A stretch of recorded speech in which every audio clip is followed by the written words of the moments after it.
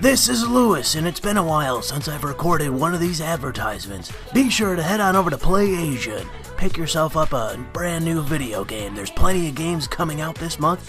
Why not buy it at PlayAsia using my affiliate link? While you're over there, be sure to pre-order Sangra Kagra Peach Beach Splash, the No Shirt, No Shoes All Service Edition, which is actually the edition that's going to be published here in North America. If you don't want to today, well, why not head on over to J-List and pick yourself up some kind of candy or something like that, considering it's October. Treat yourself. Use my affiliate link. If you don't feel like buying anything, why don't you head on over to my Patreon and support me? My Patreon videos are few and far between. You don't have to worry about being overcharged because I'll be lucky to actually do one this month at this rate.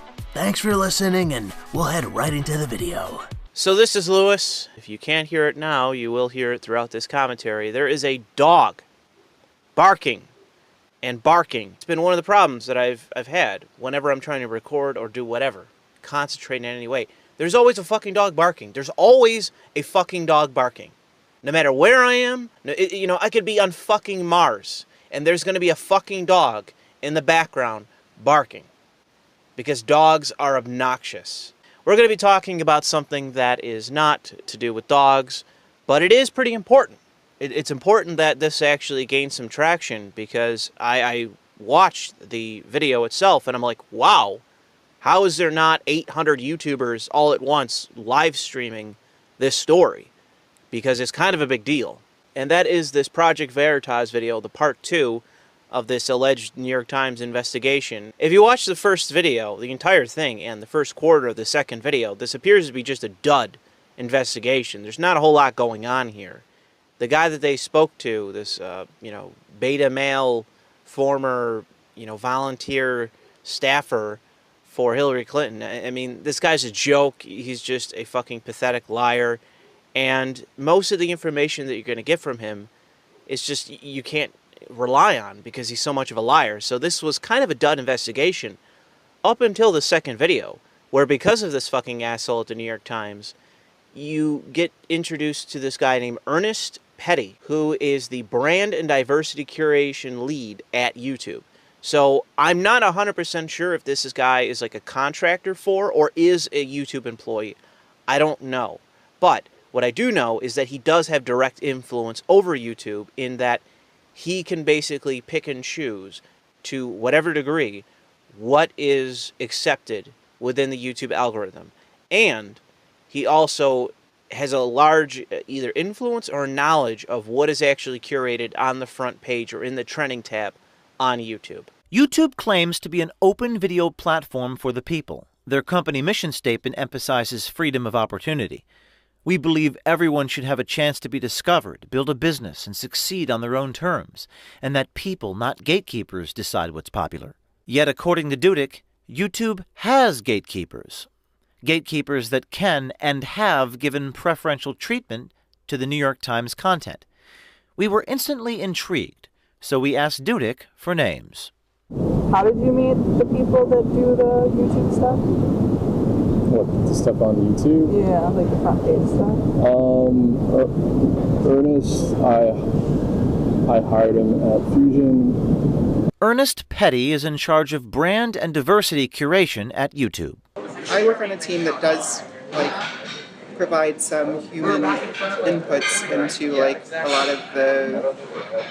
lot of the machinery of YouTube. Okay, what does that mean? It means that Like human input. So you don't let the algorithms necessarily control everything, or it just means that the algorithms do control everything, but sometimes you need humans to provide a guidance check or guidance. Yeah, exactly. to what goes. Yeah. Yeah, because if you don't, then you end up with horrible things. Yeah, hugely embarrassing things. So right up front, because of this guy, we now know, because there's no reason to not believe this guy. He's employed by YouTube to whatever capacity, and he's earnest.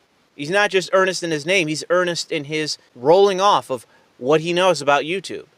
And there's no reason to doubt this guy, unlike the New York Times guy who appears to be just a liar. This guy appears to be legit. And he fully admits that the content and the algorithm on YouTube is curated by guys like him who are activists. There's no other way to describe this guy than as an activist, because he represents the brand and diversity curation lead at YouTube. Okay, diversity is just a code word. We all know that diversity does not include Republicans, conservatives, anyone on the right. Not even just far right, just center right. Does not include any person like that that isn't a stooge for progressives. Maybe to include those kind of conservatives, you'll have to introduce me to them. But to my knowledge, diversity does not include the entire right half spectrum of the political compass. Libertarian, authoritarian, doesn't matter. Anyone who's conservative, right-wing, is not diverse. Now you have some context to my frustrations as a YouTuber and the frustrations that many of us have on YouTube. It is the idea that this is not an actual free market, that this is a platform hostile to anyone that is not regurgitating today's talking points provided by an array of progressive ideologues. If you don't have the right viewpoint, you aren't allowed to be a YouTube influencer or someone who's trending or anything else. You're not going to get invited to the company.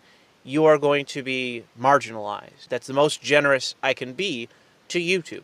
You will be marginalized if you are a conservative on YouTube. That doesn't mean you can't be wildly successful. You know, as you can see with Paul Joseph Watson and his channel growth and Milo. There are many conservative YouTubers that do very well on YouTube. There are plenty of people that are on the center right or are part of the alt-right that offer opinions and ideas and concepts that I want to reflect on, that I want to see if I challenge or accept or can refute or what have you. I don't typically do those kind of videos here on YouTube, but maybe one day, maybe there will be some conservative that provokes me enough to where I do a direct response to them. And that will be maybe I make it into a series, maybe it's just a one-off video. But I do what I want to do. And that's freedom. You should be free to do what you want on this platform. And that's what YouTube advertises. But as we all know, those aren't the circumstances by which YouTube is operating.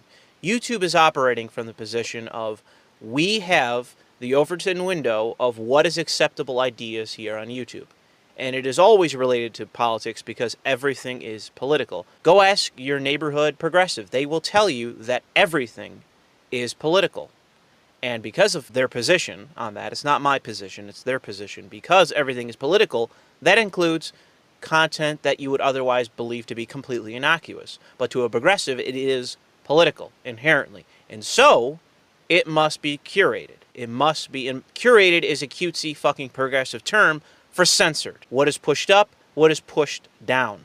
That is curation. With the far right, and this is my understanding of it, the reason why the far right doesn't really have any kind of following, the alt-right especially has no real following, that's because of them. It has nothing to do with YouTube censorship. It has nothing to do with the skeptic community or anything. Nothing. It's not about people refuting them. It's not about censorship. It's about their ideas and them.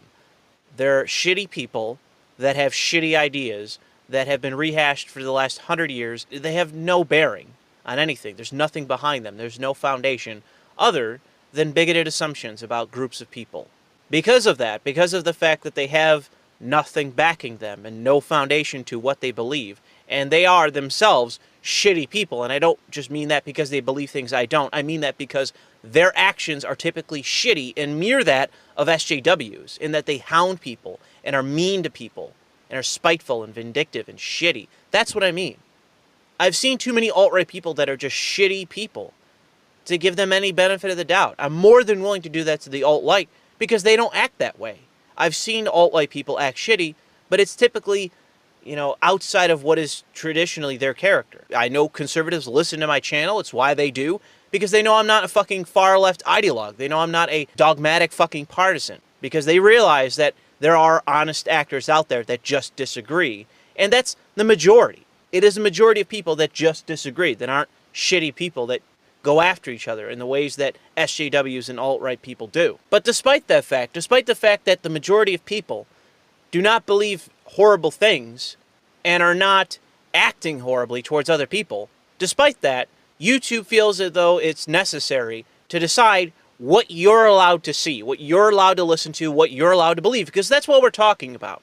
All right, let's dispense with the idea of hate symbols and whatever other bullshit canard they're going to dig up, whatever red herring they got to say why they're doing what they're doing to justify censorship. No, it's about ideas. That's what this is about. It's about telling you what you're allowed to believe and to do everything in their own power to present you with just one viewpoint, their viewpoint, the viewpoint they agree with, and no other.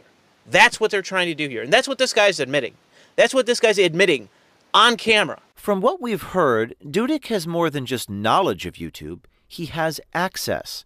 We wondered, what exactly does a friendship with Petty buy the New York Times? There are things that exist in the product that are definitely optimized for news. Like we have a news channel page that features news stories from like current events, or if you search for if there's a current event that's happening in the world, and you search for it, then there's a shelf of news videos that are about that specific story. YouTube is the second most trafficked website in the world, behind only their parent company, Google. They may not write columns or attend press conferences, but YouTube's audience size makes them a power in the world of journalism. They decide which news sources are promoted to the public with what Petty calls the news carousel. We didn't have this news carousel on the search page a year ago, but now, like last night, if you search for Hugh Hefner, there are the search results, but then there's also like a carousel at the top of the page that's just news videos, and that's them thinking like there's this need. People are searching for a topic that our systems know is a newsy topic. So let's give them videos that we know to be news because we know that we have these news partnerships. The media began reporting on YouTube's breaking news carousel in August. In their story, The Verge wrote, "It's unclear whether Google is populating this section algorithmically or curating content by hand." Based upon Petty's comments, the process seems to be a combination of the two. What about the algorithms? Can you do something with that to say less of that? Realistically, that's what that news carousel kind of does. So it's above the search results. So at the very least, we can say that this shelf of videos from news partners is legitimate news because we know that these are legitimate news organizations. And if at that point somebody decides they're going to scroll past that and go find Alex Jones, well, they were looking for him to begin with anyway. He's flat out saying that what goes on the trending tab is up to them. And again, if it was just pop songs and bullshit, whatever, it wouldn't be fair.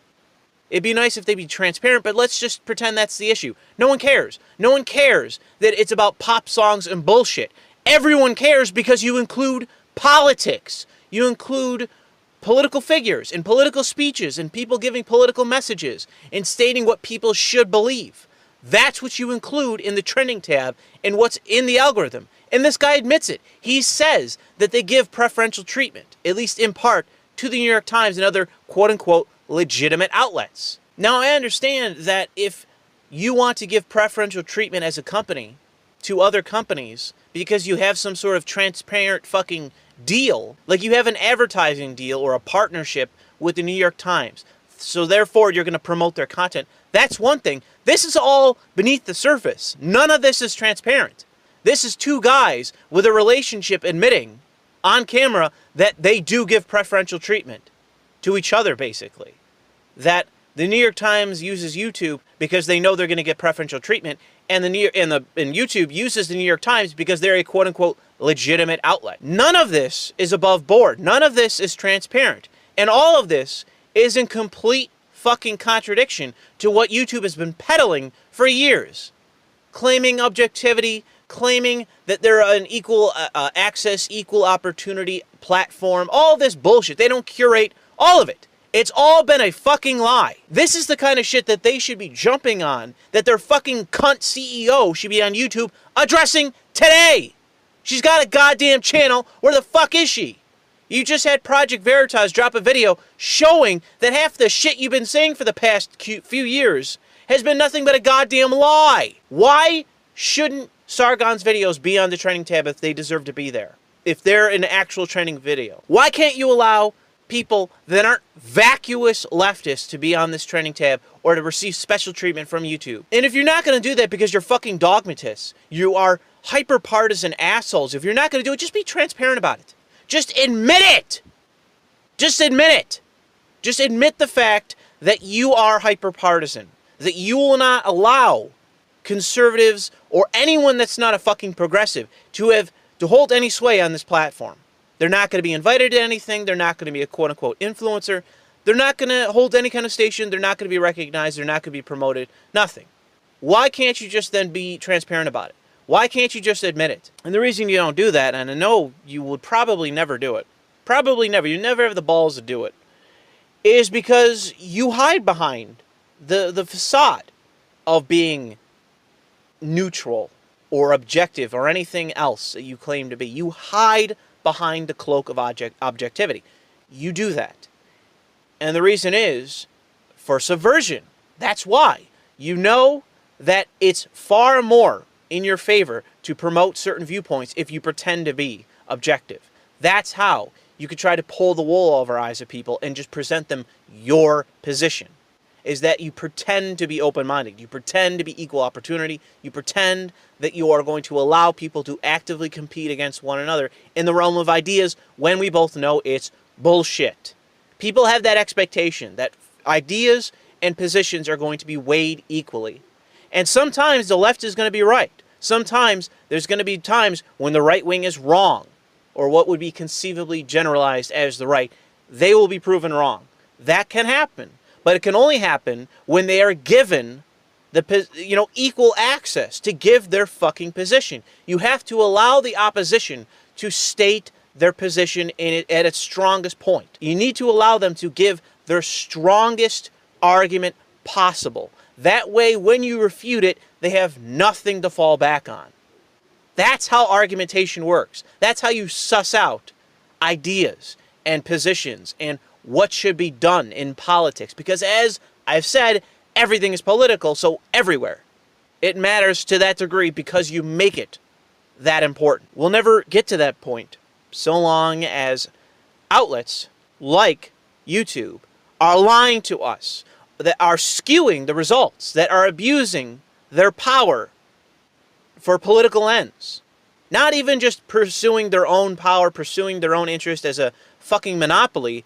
I mean, you hinder your own fucking monopoly by doing this. I've seen conservative politicians flirting with the idea of actually pushing for monopoly fucking investigations being done into Google by the Justice Department, which holds the power to break up monopolies.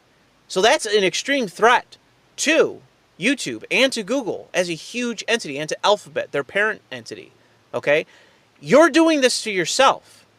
So the fact that you're drawing the ire of these people when they're the ones in power is because you're politically fucking hyper-partisan. It's because you can't help but be fucking biased. You can't help but push your own viewpoint at the direct expense of everyone else. You can't help it because you are that way. You are biased. You are hyper-partisan. So I'll leave it there because I don't have very much more to say than what I've said. But maybe I'll cover this at some other point in time. For now, I will lead into the video that I recorded a couple months back. And maybe it's worth a listen. I can't really say. I didn't really like it enough to release it on its own. But maybe you can find some worth in it, in its humor. And, my general... It's not a rant, but it's just frustration over the fact of what YouTube is doing and how they are, and its cunt CEO, and everything that's going on. So yeah, enjoy that. Thanks for listening.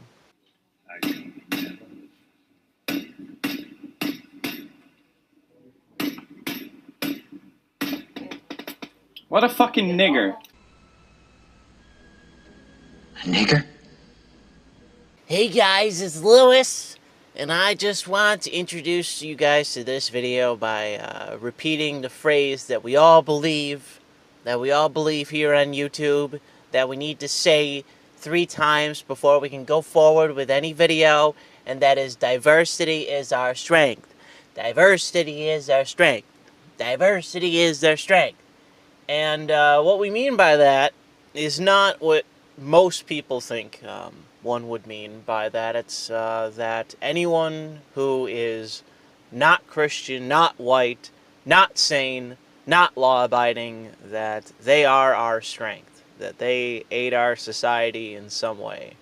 And what we need to do is allow for those people to do whatever the fuck they will, especially if they are not white. Because apparently holding different races to the same standard as we would hold whites is not diverse. So let's just agree on that right now, okay? We have white people, and then we have everybody else. And everybody else is not held to that standard. And I say this as a full-throated progressive, that I believe in the progressive stack. The lives of homicidal Muslim men. Oh, I just gave it away. I shouldn't have said that word. Alright, the video's been demonetized. I guess we could just, get past all the pithy fucking bullshit.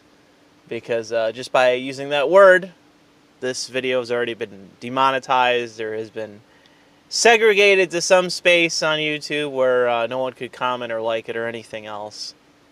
And because I used a word that wasn't diverse, I should have just said diverse. That's the agreed upon code word. God damn it. I'm slipping up here. The indoctrination is not working on me yet. I'm sorry.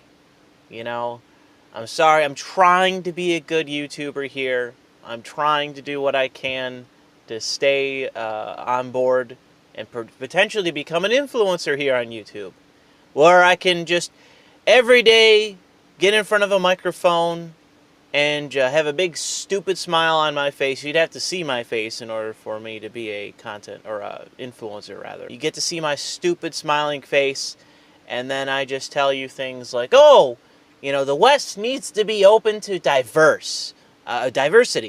It needs to be open to every kind of person. By every kind of person, I don't mean East Asians. I don't mean Indians. I don't mean people from South America unless they're socialists. I don't mean anyone from Europe or Eastern Europe who are white, apparently. I don't mean anyone other than from this specific region of the world. I mean this region right here. See this region on the map? That's what I'm talking about. That's diverse. What we need to do is allow those people into our country and for them to express their ideas, their kind of belief system in our societies. That's diverse. That is what diversity is. I need people to understand that diversity is our strength. Diversity is our strength. Diversity is our strength. And here on YouTube, we only tolerate diversity. That is the only kind of content that we tolerate here on YouTube, is diverse content and those sympathetic with diversity. I don't know if we're sort of segueing back into the pithy bullshit or what, but it's quite early in the morning, and I kind of at my, I don't really want to say breaking point, because I'm only so angry, and I can only be so angry as it relates to how early it is in the morning. But I've kind of had enough of the misnomer that diversity is. I think that most of us by now are kind of past the point where we're accepting of this notion anymore. Just about all of us are approving of a certain kind of diversity. Diversity of thought. Although there are certain ideas that most of us here in the West reject for obvious reasons. Most of us are open to diversity, but we operate on a definition of the word diversity where we would see everyone is equal. And that's the wrong kind of diversity here on YouTube. That's the wrong kind. Here on YouTube, diversity is one thing. This is diverse. You know, having a group of people with differing beliefs, differing ideas, differing religions, differing whatever, that's not diverse, or at least not diverse enough to qualify as diverse for here on YouTube. And I have to say that by all appearances, YouTube is following the same financial formula for how to run a successful fucking social media company. They're doing the same as Twitter at this point. They seem to be going down that same road to a degree that I could have never imagined. The content that I've seen, the problematic content that I've seen, given its own little safe space, it really is pretty astounding to what degree that, you know, it's been that kind of content. Has there been content that you and I would not find to be diverse, that's emphasizing very problematic things by certain people with the first name Jared and the last name Taylor? Yeah, there's content there that you and I would find to be not very diverse and to be quite problematic. But some people would say that that should be allowed. But those people aren't diverse, and those people are pretty problematic themselves. Open to ideas? Get the fuck out of here! That has no place here on YouTube. Okay? You need to go away. You need to go elsewhere. To be diverse here on YouTube, you need to be accepting of one point of view, the correct point of view, the diverse point of view.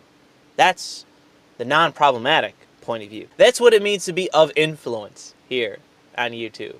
You need to have one kind of view. And you need to be open to diversity. And so does your country. They need to be open to diversity. No matter how many diversity incidents that come with that diversity, you need to be open to diversity. I am a true progressive. I am fully endorsing of diversity. I am wholly against problematic content. I am wholly on board with the new policy changes here on YouTube, especially that of the very brilliant, ambitious woman that is running YouTube. I completely agree with her. I think she has a very diverse mindset. I can say that. And I'm totally on board with what's going on here. And what I'll also say is that this is a model for running a business that will work. This is not going to lead to a mass exodus of this platform, which is not already being taken advantage of by other companies, by the way. This is something that's going to work. Believe me. Okay, believe me. It's tremendous. It's going to fucking work, and there's not going to be a max exodus from this platform when literally everyone is fucking going to be given their own little space because they have any kind of deviation from a diverse point of view. I don't really know where I'm going with this, but I just hope that all of you are on board with the fact that this website has a very bright future and a very diverse future. And my hopes is that I can myself have the time to educate myself on this platform and many other platforms, and basically from there choose where I want to go. Because I can tell you that right now I am very satisfied with YouTube. I am very satisfied. I think it has a bright future. I think that it helps me as a content creator be diverse in terms of my content. I don't think that there's any kind of boundaries here on YouTube where I can't, I can't just fully express myself. I think this is a beautiful platform of beautiful people that we're all positive and cheery. We got big stupid smiles on our faces. This is a platform of bright, beautiful people, full of depth. Yeah, thanks for listening.